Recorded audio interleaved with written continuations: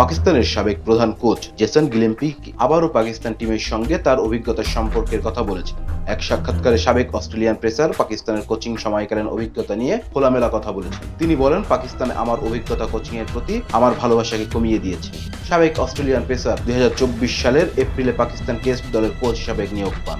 পরে গ্যারি ক্রিস্টিয়ানের পদত্যাগের পর অন্তর্বর্তীকালীন প্রধান কোচের দায়িত্ব নেন, তবে ডিসেম্বরে ছেড়ে দেন সেই দায়িত্ব।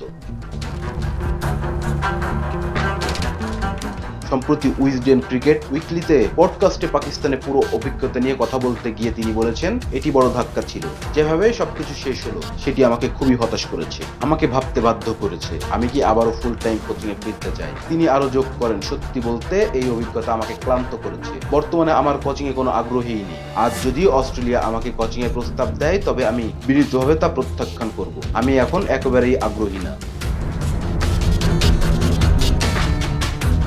পাকিস্তানের সঙ্গে কোচিং এর যাত্রা স্বল্প সময়ের মধ্যেই শেষ হয় তার। গ্যারি ক্রিস্টিয়ানের পদত্যাগের পর অস্থায়ীভাবে হোয়াইট বলের কোচের দায়িত্ব নেন তিনি, তবে সেখানে বেশি দিন স্থায়ী হননি তিনি।